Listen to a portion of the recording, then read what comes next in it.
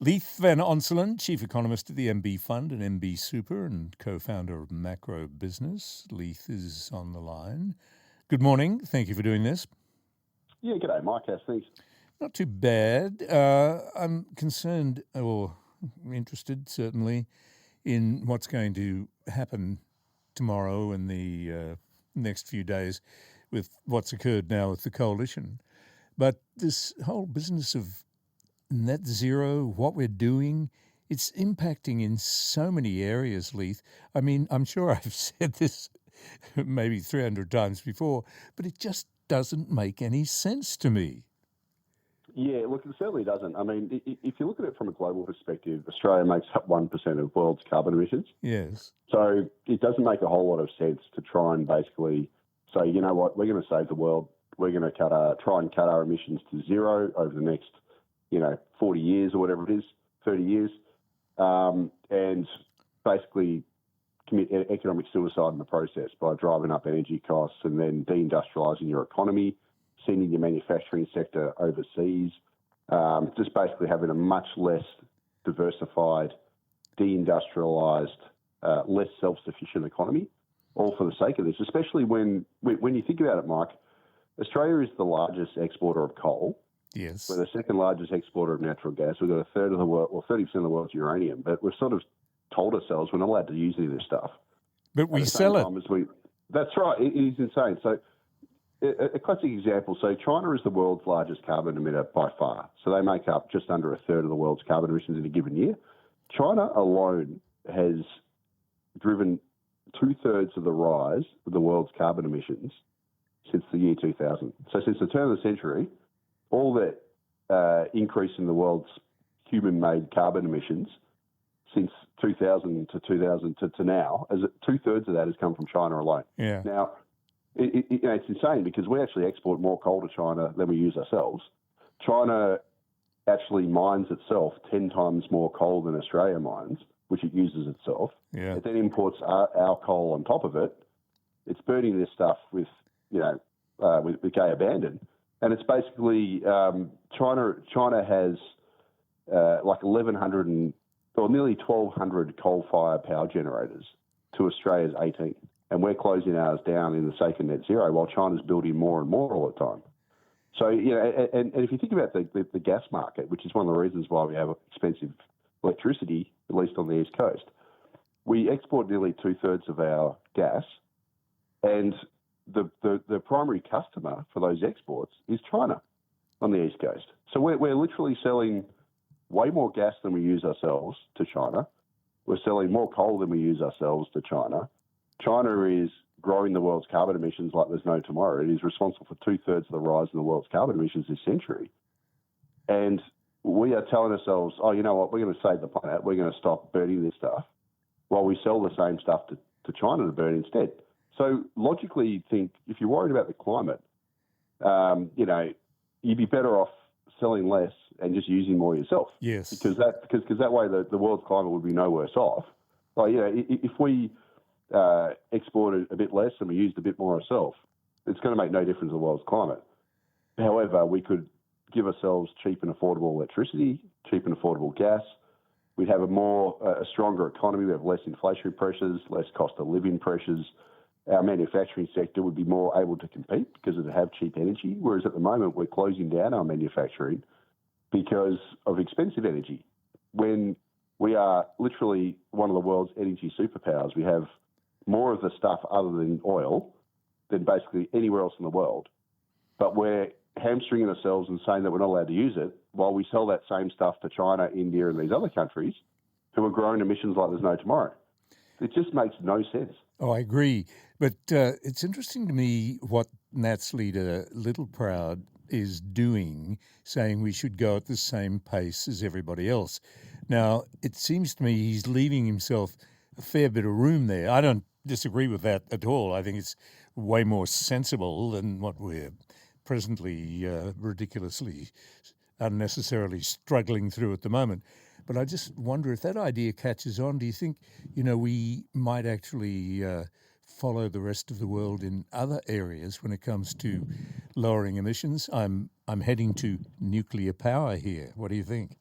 Well, you sort of hope so. I mean, they should at least lift the moratorium on nuclear. I mean, it makes no sense that we've basically banned it when much of the rest of the world's actually going in that direction.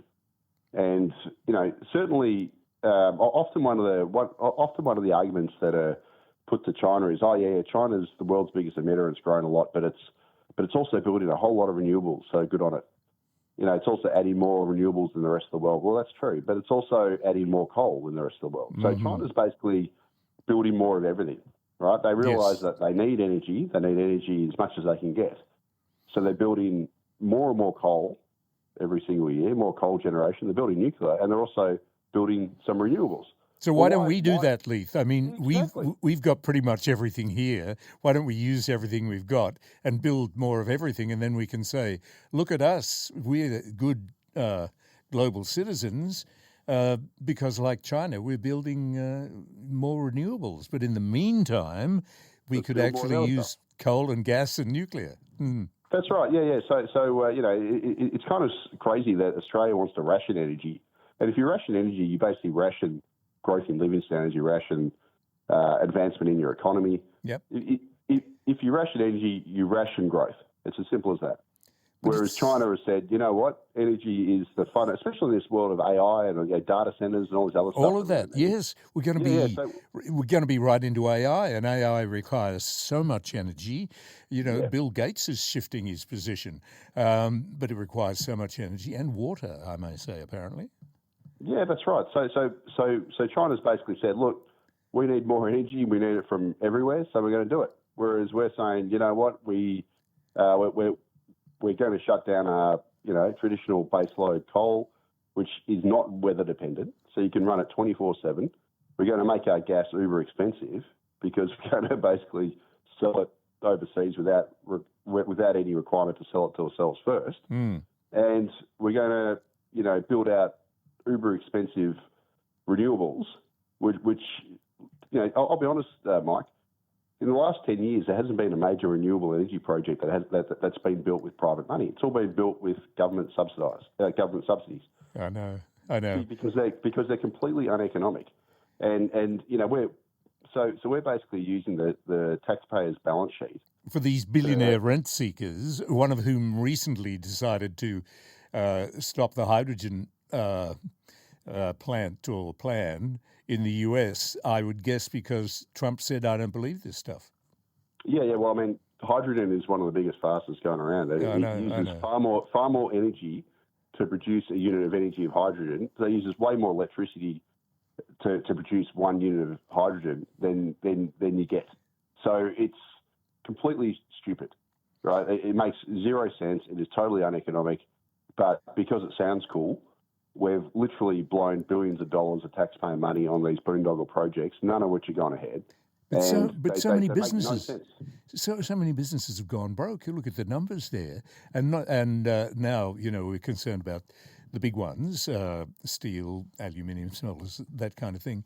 How can people not notice what's happening? Yeah, so in the last 12 months, if you think about it, we lost our last plastics maker, Koinos, which is our last plastics maker, so we don't do that anymore. So we're going to import that from China. Yeah. We also lost our last architectural glass maker, Oceanic Glass. Oceanic Glass were the makers of the windows of Parliament House in Canberra. So they've gone, both because of expensive energy costs, high gas prices and high electricity.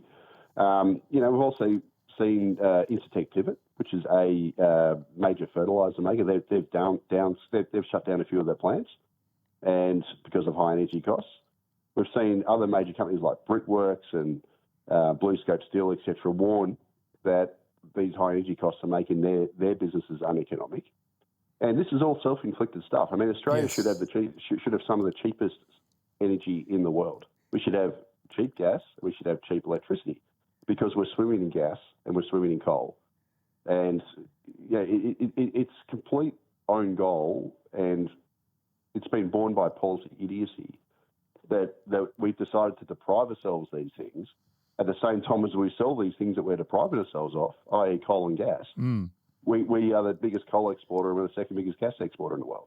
And we're selling a lot of that to China, who's just burning this stuff like there's no tomorrow, and driving up the world's carbon emissions. It is completely nonsensical what Australia is doing. I agree. And I'm very worried, Mike.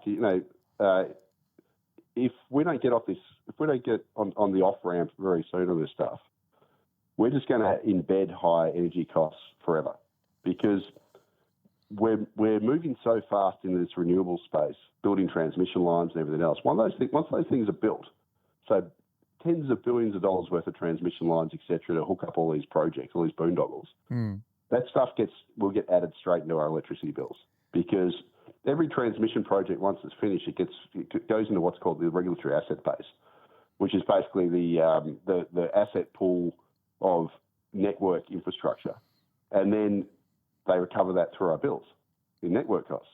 And once all this stuff gets built, that's going to just get embedded into our electricity bills. And what we've seen in Britain is a whole bunch of energy experts did a parliamentary briefing, so energy companies, etc., a few weeks back in Britain, and they said that even if the wholesale electricity price magically halved in Britain, power bills would still rise because of the cost of all this stuff that is all the infrastructure that's required around renewables just gets capitalised into our bills.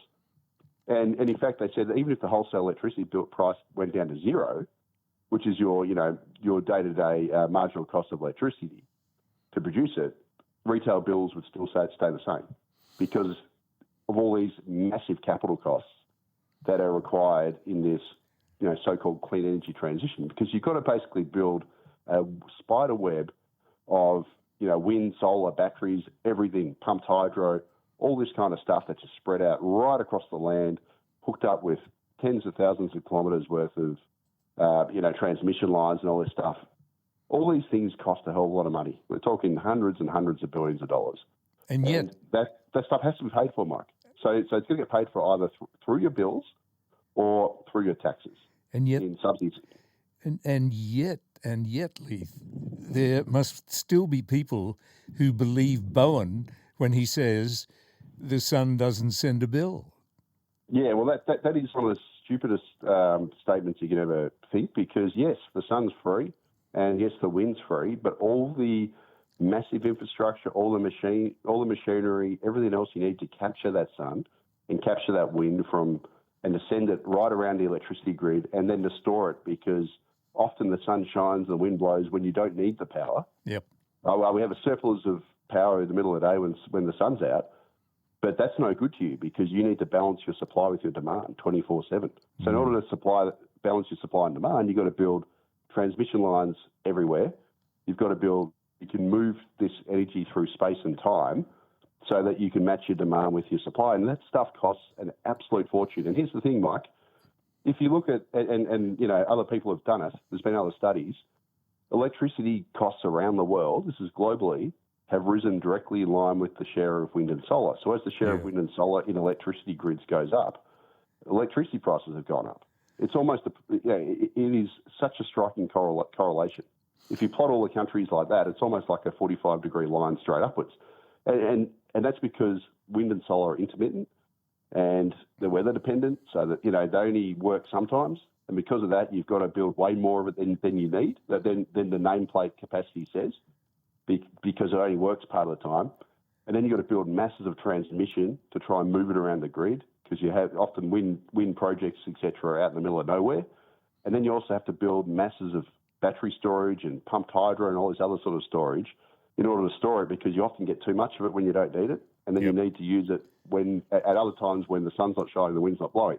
And all this just adds masses of costs. And this is why countries that have gone down this road and have high shares of wind and solar have expensive energy. And we don't have to look very far, because in South Australia, which is Australia's greatest example, South Australia is 75% wind and solar now average throughout the year, but it's also got the highest electricity prices in the country. Yep. Because of these reasons. Even though, who was it, Muskie sold them that big battery. Leith, appreciate your time and comments as always. Thanks for coming on the program. Yeah, no worries, Mike, anytime. Leith Van Onselen, Chief Economist of the MB Fund and MB Super, and co-founder of Macro Business.